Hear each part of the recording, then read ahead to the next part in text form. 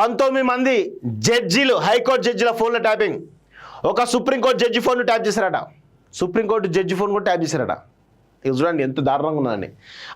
హైకోర్టుకు తెలిపిన PP private news channel MD Shravan Rao బెయిల్పై ధర్మాసనం విచారణ. కేసులో ఉన్న తీవ్ర దృష్ట్యా అతనికి బెయిల్ ఇవ్వద్దని కోరిన ప్రభుత్వ న్యాయవాది తాను జర్నలిస్ట్ అని పోలీసులు పెట్టిన సెక్షన్లు తనకు వర్తించవన్న శ్రవణ్ కుమార్ బెయిల్పై తీర్పు రిజర్వ్. రాధాకిషన్రావు ముందస్తు బెయిల్ పిటిషన్ అంటూ చూస్తూ ఉన్నాం. సో ఇక నేను అందుకే అంటా ఉన్నాను, హైకోర్టు జడ్జిల ఫోన్లు, సుప్రీంకోర్టు జడ్జిల ఫోన్లను ట్యాప్ చేసినటువంటి ఈ దొంగలను ఈరోజు హైకోర్టు ఎట్టి పరిస్థితులను వదలొద్దు అని చెప్పేసి నేను కోరుతా ఉన్నాను.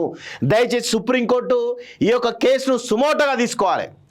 ఎందుకంటే మీ ఫోన్లో ట్యాప్ చేసిరంటే ఎంత పెద్ద దుర్మార్గులు అర్థం చేసుకోండి. సుమోటోగా తీసుకొని పకడ్బందీగా విచారణ చేసి వాళ్ళను ఎక్కడున్నా రప్పించేందుకు సుప్రీంకోర్టు భారత ప్రభుత్వానికి ఆదేశాలు జారీ చేయాల్సిందిగా మేము కోరుతా ఉన్నాను. ఇది ప్రజాస్వామ్యానికి రాజ్యాంగ స్ఫూర్తిని దెబ్బతీసేటువంటి ఒక చర్యగా మనం చూడాలి.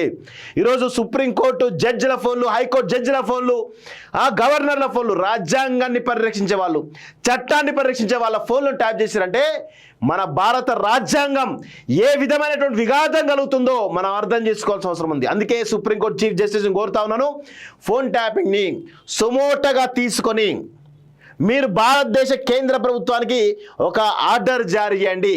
ఎవరైతే ప్రభాకర్ రావు కానీ శ్రవణ్ రావు కానీ ఎక్కడ ఉన్నా తీసుకొచ్చేసి తిహార్ జైల్లో వేసే విధంగా ఒక ఆదేశాలు జారీ చేయమని చెప్పేసి కూడా నేను కోరుతా ఉన్నాను. ఫోన్ ట్యాపింగ్ కేసులో నిందితులు తీవ్రమైనటువంటి నేరాలకు పాల్పడ్డారని రాష్ట్ర పబ్లిక్ ప్రాసిక్యూటర్ పల్లె నాగేశ్వరరావు హైకోర్టుకు తెలిపారు. తెలంగాణ హైకోర్టుకు చెందినటువంటి 19 మంది జడ్జీలు ఒక సుప్రీంకోర్టు జడ్జి ఫోన్లను ట్యాప్ చేశారని చెప్పారు. ఈ కేసులో A6గా ఉన్నటువంటి private news channel MD Shravan కుమార్కు ఎట్టి పరిస్థితుల్లోనూ బెయిల్ ఇవ్వద్దనన్నారు. ఫోన్ ట్యాపింగ్ కేసుతో తనకు ఎలాంటి సంబంధం లేదు, తనకు జర్నలిస్ట్ అట. ఆయన వాడు ఆ శ్రవణ్ అనేటువంటి జర్నలిస్ట్ అట, దొంగ, పచ్చి దొంగ.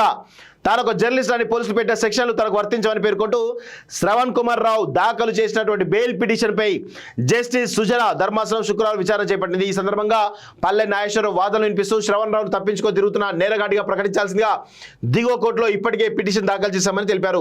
FSL రిపోర్టులో కీలక విషయాలు వెల్లడయ్యాయని, తెలంగాణ హైకోర్టుకు చెందినటువంటి 19 మంది జడ్జీలు ఒక సుప్రీంకోర్టు జడ్జి ఫోన్లను నిందితులు ట్యాప్ చేశారని వెల్లడించారు. ఇది అత్యంత తీవ్రమైనటువంటి నేరమని, ఇదే విషయాన్ని హైకోర్టుకు సీల్డ్ కవర్లో సమర్పించామని చెప్పారు. కేసులో ఉన్న తీవ్ర దృష్ట్యా A6కు బెయిల్ ఇవ్వరాదని కోరారు. కాగా నిందితుడు శ్రవణ్ రావు తరపు న్యాయవాది వాదనలు వినిపిస్తూ తన క్లయింట్ విదేశాల్లో ఉన్నప్పటికీ తన చిరునామా, ఫోన్ నెంబర్లు అన్నీ ఇక్కడే ఉన్నాయి, సో ఆయన ఒక జర్నలిస్ట్ అనుకుంటూ మాట్లాడుతూ ఉన్నారు. సో దయచేసి ఇప్పటికైనా కానీ సుప్రీంకోర్టు చాలా సీరియస్గా ఈ అంశాన్ని పరిగణలో తీసుకోవాలని చెప్పి కోరుతాను. లేదంటే మాత్రం ఇక ప్రతి ఒక్కరు కూడా ట్యాప్ చేస్తారు, ప్రతి ఒక్కరు కూడా ఫోన్ ట్యాపింగ్ చేసేసి వ్యక్తిగతమైన ఇన్ఫర్మేషన్ తీసుకుంటారు. ఇక చట్టాలను పరిరక్షించే న్యాయమూర్తులకు ఏం రక్షణ ఉంది, రాజ్యాంగాన్ని పరిరక్షించే గవర్నర్లకు ఏం రక్షణ ఉంది?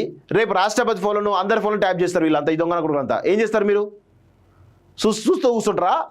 కూర్చోండి, ఏం చేస్తాం మరి? భారత రాజ్యాంగం అట్లా తయారైంది, మనం కూడా అట్లా తయారైదాం, అంతే కదా. నెక్స్ట్, నాకు రాహుల్కు మధ్య అగాధం వట్టి మాట, ఆయనతో నా సన్నిహితానికి బయటకు చెప్పుకోవాల్సినటువంటి పని లేదు. అనిరుద్ధ్ రెడ్డి పిలిస్తే 10 మంది ఎమ్మెల్యేలు వెళ్తారా? వాళ్ళు విందు చేసుకుంటే తిరుగుబాటును వక్రీకరించారు. కేటీఆర్ని అర్జెంట్గా అరెస్ట్ చేసి జైల్లో వేయాలని లేదు. ఫిరాయింపులపై సుప్రీంకోర్టు ఏం చెబుతుందో చూద్దాం. మేము చేసిన సర్వేలో బీసీలు పెరిగారు, ఓసీలు తగ్గారు. కేసీఆర్ సర్వే తప్పుల తడక, ముస్లింల లెక్క తేల్చలేదు. మా సర్వేతో కోటా కోసం కోర్టుకు వెళ్లేందుకు వారికి ఛాన్స్.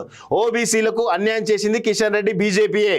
కులగణన, PCC కార్యవర్గంపైనే అధిష్టానంతో చర్చ. మంత్రివర్గ విస్తరణ అధిష్టాన అభిప్రాయం ప్రకారమే. ఢిల్లీలో మీడియాతో ఇష్టాగోష్ఠిలో ముఖ్యమంత్రి రేవంత్ రెడ్డి అంటూ చూస్తా ఉన్నాం.